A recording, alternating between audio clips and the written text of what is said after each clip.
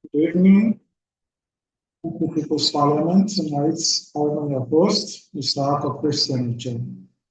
Tonight, we'll be taking a look at a number of headlines across the country. Of course, making the trending headlines the Christian genocide as well as the invasion of the Benin Republic by the Nigerian armed forces in an attempt to restore peace after the attempted coup that took place in the Benin Republic.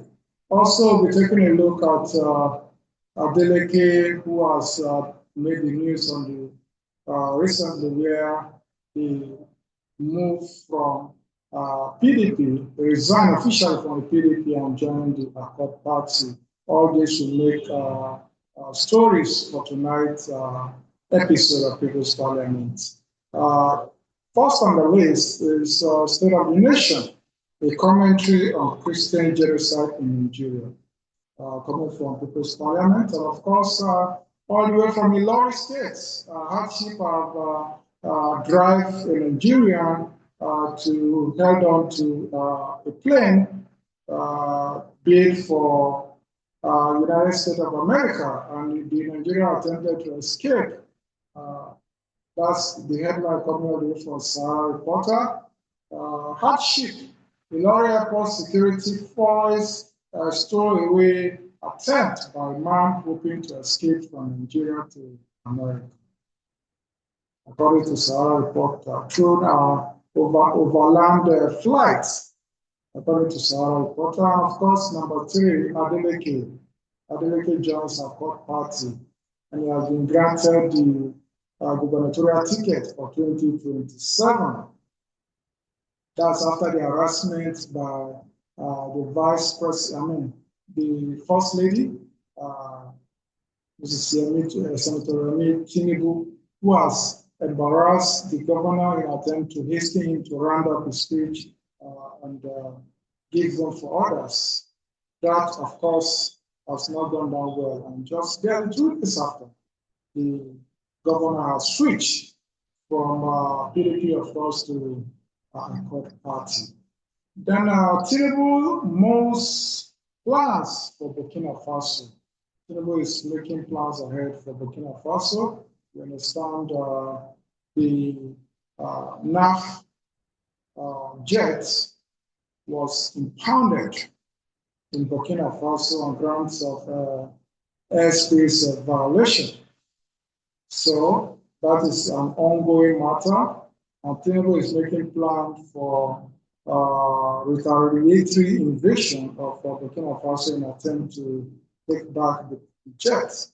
Let's see how that will land in Nigeria. Of course, we don't pray for war, and this is almost heading in that direction.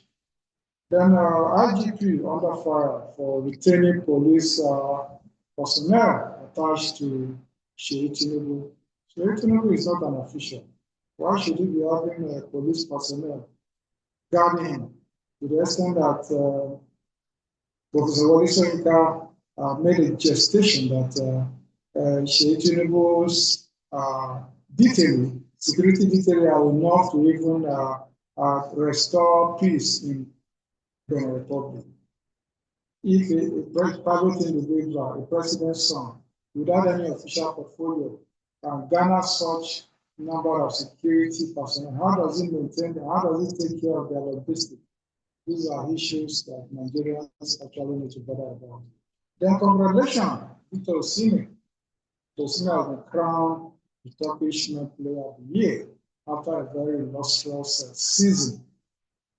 Congratulations to Victor Osimhen. All right, thank you. That's all we have for the headline, and we'll proceed into the commentary for the day.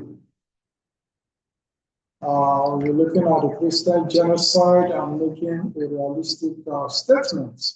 Recently, on the 19th September 2025, Matthew Eya, parish priest of St. Charles Catholic Church in Eha Idiagu, Enugu State, was killed in broad daylight while returning to his parish. Gunmen riding on motorcycles shot out his tires, stopped his vehicle, then shot him at close range.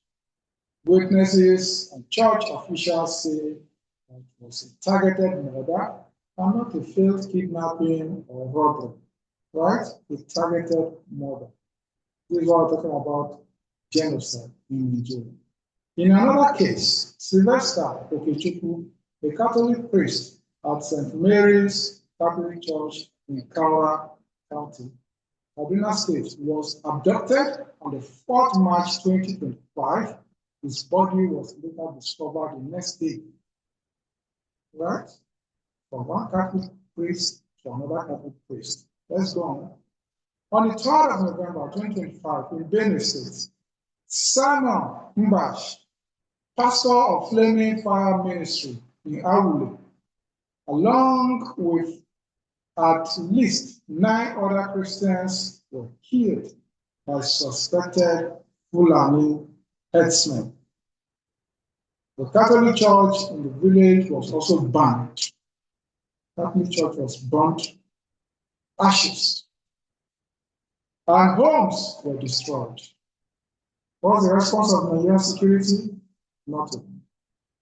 According to a recent report by International Society for Civil Liberties and Rule of Law, otherwise known as Inter-Society, between October 28 and November 11, 2025, alone, 101 Christians, including 4 clerics, were killed.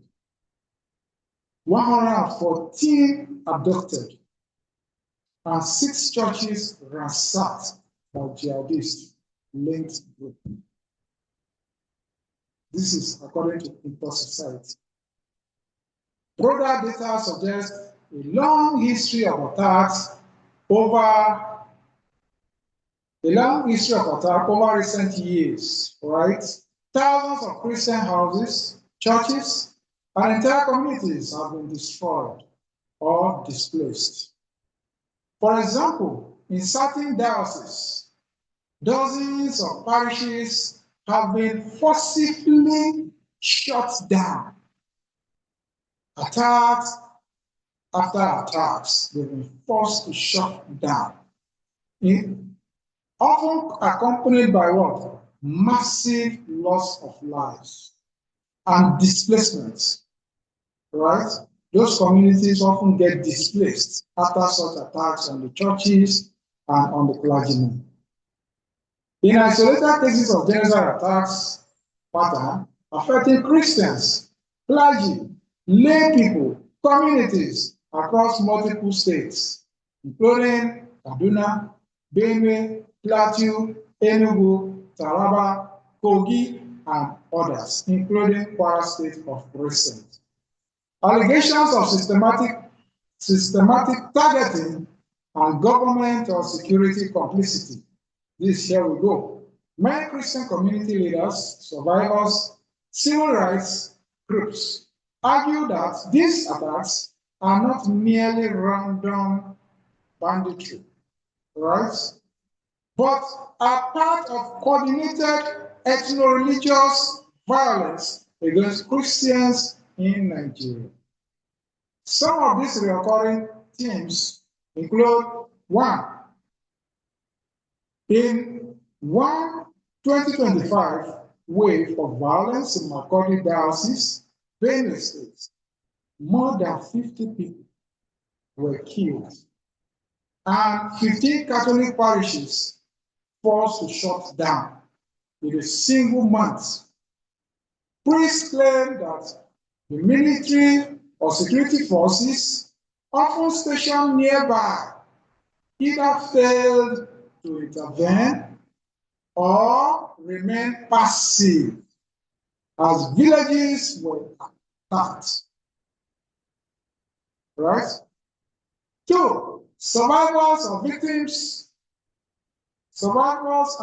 families often assert that security forces respond only after the attack has been carried out, sometimes by arresting the victims, communities allegedly for reprisals, rather than pursuing or confronting the real perpetrators.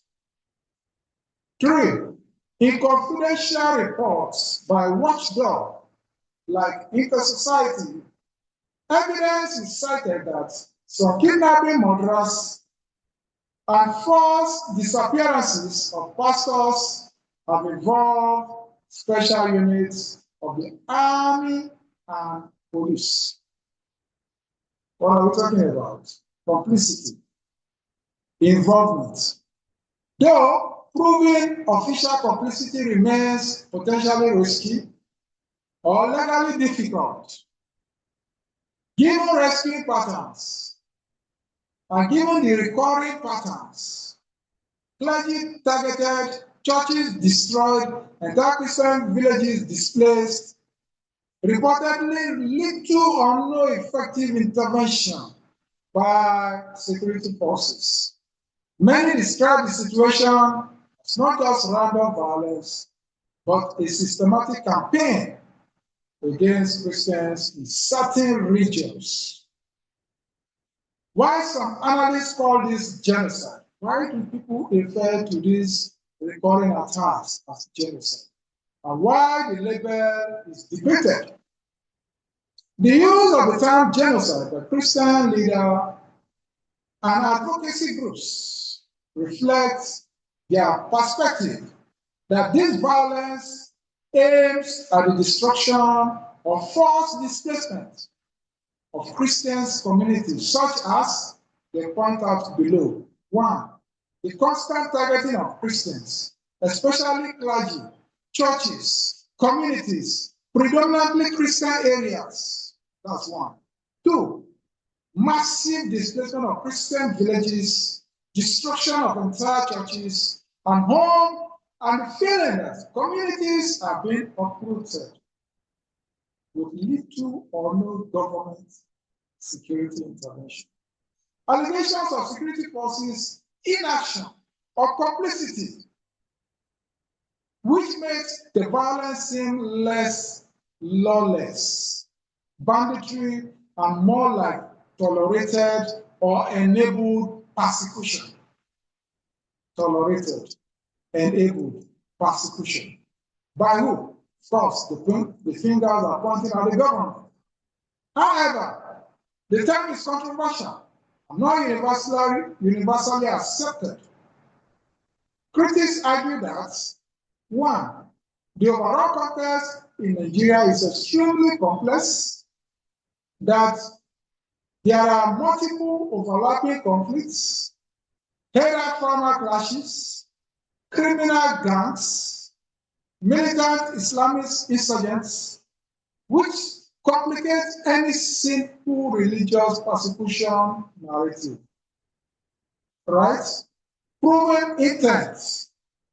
A core element of genocide under the international legal definition is legally and factually difficult, while many victims and communities assert that the violence is religiously motivated. Official investigations often categorize attacks as banditry, farmer clashes, or conflicts, or criminality. This is how the Nigerian government found it comfortable to classify this ongoing genocide, right? Critics warn that labeling or branding this situation of genocide may oversimplify root causes. Land disputes, criminality, weak governance, socioeconomic marginalization, risks fueling further certain tension. These are arguments by critics, right? Of those who claim there is no religious genocide. Thus, Christian genocide remains a contested label. Some adopt it as a moral and advocacy tool. Others argue for more nuanced qualifiers, e.g., systematic persecution, ethno-religious cleansing, or targeted violence against Christians. While the government's role or failure matters, why do we need to consider or take a look at the government role or their failure? and why many Christians view it as complicity. In many reported attacks, security forces were either nearby or had bases close to the attack communities. Yet, they failed to stop the raids or intervene. Survivors frequently accuse them of indifference or deliberate passivity. In some dioceses, church leaders claim that the attacks intensified after those leaders gave testimonies abroad or spoke publicly about Christian persecution in Nigeria. Coordinations within and elements that fear such exposure have often been associated to the increased attacks that Nigeria is witnessing in recent time, particularly in the last few months. The lack of effective prosecution and accountability is also telling, right? In many high-profile attacks pattern, perpetrators remain unidentified or unpunished, right? That absence of justice fosters a persecution among Christians, that the state either is enabled or unable to protect them, or is complicit through neglect, right? Or worse. For many Christians, such pattern signals that this is not random violence, but a systematic failure or complicity of the government to uphold constitutional protection of religious freedom and human life in Nigeria. While we should still approach claims carefully, complexity, causes, and cautious framing. Why should we be careful in tagging it as religious genocide? Why should we be careful in tagging it as Christian genocide? These are some of the things we'll look at. The crisis in Nigeria is layered and multifaceted. Some attacks are clearly sectarian, others stem from land, data conflict, criminality, banditry sources, competition, or local disputes, lumping all under religious persecution.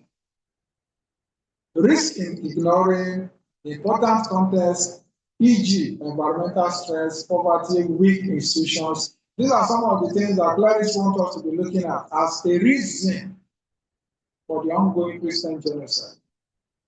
Data on casualties, destroyed churches and displaced persons, while abundant, came from mixed NGO reports, church sources, media, and sometimes unverified claims.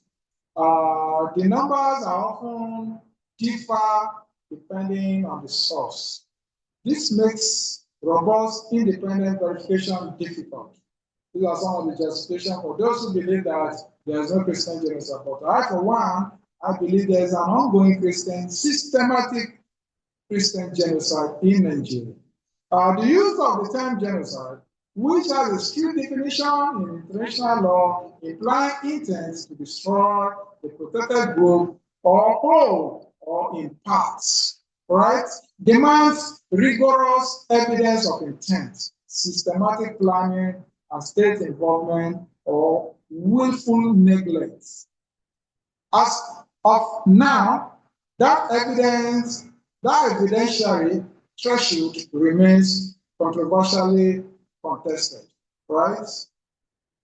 Finally, overemphasis on religious labeling may deep slice Nigeria wider socio-political problems and deepen ethno-religious polarization. My assessment, rather, to frame it up, my conclusion now, a legitimate crisis of persecution, possibly edging towards ethno-religious cleansing. But genocide remains contested level, right? Based on the reported incidents, clergy assassinated, Christian villages destroyed, churches burnt down, communities displaced, The repeated accusation of inaction or complicity by security forces, there is compelling evidence that Christians in many parts of Nigeria are facing systematic persecution, of course, genocide. Whether this amount to genocide under international law or hard to assert definitively because demonstrating clear intent and comprehensive state orchestration is difficult. But the scale and pattern of destruction, especially when it is vulnerably targets clergy and churches, certainly suggests an ethnic religious cleansing or coordinated campaign or terror against what? Christians, if not yet a fully recognized genocide. Given that, the response from the government, security forces, justice system, displacement, relief, provision by the government, protection of vulnerable communities is morally and legally urgent. Without decisive action, the risk is that the cycle of violence will continue, and revenge cycle will also continue, and the displacement will continue to deepen. In this case, it is clear that the government have not shown the political will to tackle the matter of Christian genocide in Nigeria. And of course, it is justified. When you look at the pattern, you look at the number, you look at the action and inaction, it is clear. Look at the number in Benue State. The US congressmen, the delegation that came to Nigeria, arrived in Abuja, visited Benue State's government house, visited the IDPs, and they had first-hand reports from IDP camp in Benue State, where there are over 600,000 IDPs. People who are stranded in the IDP camps, they can't return to their community for the past 10, 30 years. The government have not moved a muscle to provide them any basic necessary amenities in terms of potable water, shelter, feeding, that's food, school, medical. These 5 things, none the government is providing adequately for the huge number in IDP camps. So how do you want to justify there's no Christian genocide? And part of the report I've been given is that in these communities where there are recorded attacks, right? In most cases, there are military bases not far from the community. There are police stations not far from the community. And they never seem to have moved a muscle to respond when called upon. So how are we not confident to describe this as a genocide? Of course, it is a genocide. And it is uncalled for, and we cannot continue to have this number. These are human beings. One says over 600,000 in IDP camps. They are not log of wolves. They are human beings. They include children, they include women, widower, men, youths, who are supposed to be busy farming, who are supposed to be busy in industrial community, adding value, stranded in the IDP. And the state governor is denying this. Thank God the US Congress delegation arrived in this, and they have seen firsthand, straight from the IDP. So there's nothing anybody can hide about it. So having discussed the commentary we have for the day, which of course focus on the Christian genocide, let us look at other issues. Hardship have driven an Ilori-based Nigerian trying to find his way to America illegally by hanging on a plane that is destined to land in America. This is how bad the APC government has dampened the morale of hope among Nigerians. That Nigerians can afford to take this risk, to fly a train, to fly an aircraft, being to travel to America, just in an attempt to escape Nigeria. That is to tell that we are already in hell. Tinubu administration has worsened the poverty level created by President Muhammadu Buhari of late memory. We started this whole destruction of the country. We started this Fulanization agenda of the country, and this is where we have found ourselves. And Tinubu, as a person, he has promised that he's coming to continue from where Buhari stopped. And of course, he has seen continuing from where Buhari stops. This is not a country that we can bequeath to the next generation. This is not a country. So we all have a collective responsibility to stand our ground and ensure that we bring about a new Nigeria where a son of a nobody can gain access to power by virtue of his competency, capacity, character, credibility, and ability to be able to lead, not just by entitlement. The era is far gone. We cannot continue that route and expect a different results. Governor Adeleke has joined the Akor party and wishing well. We look forward to 2027 where ballot boxes will not be snatched. We look forward to 2027 where there will be no excuses of IREC. As a matter of fact, Nigerians will monitor the election from the word go, from beginning to the end. And we will stand our ground until we achieve a very transparent election that will announce the will of the people. Tinubu considering plan for Burkina Faso. I mean, it's illegal. Why should Nigeria aircraft violate Burkina Faso airspace? What are they looking for? They claim to be going to Portugal, and Portugal has since denied that they are not aware. So where are they going to? What mission are they trying to achieve in Burkina Faso without official information? This is the position of Ibrahim Traore, who has since insisted that there must be full-scale investigation to find out the reason for the MAF aircraft violating Burkina Faso airspace, right? IGP under fire for retaining police personnel attached to Sheikh Tinubu. Why should there be attachment of police detailing to Sheikh Tinubu? Under what office? Under what authorization? Under what constitutional provision? These are all what forms of abuse of power. The president has abused the powers by granting undue advantages to his children.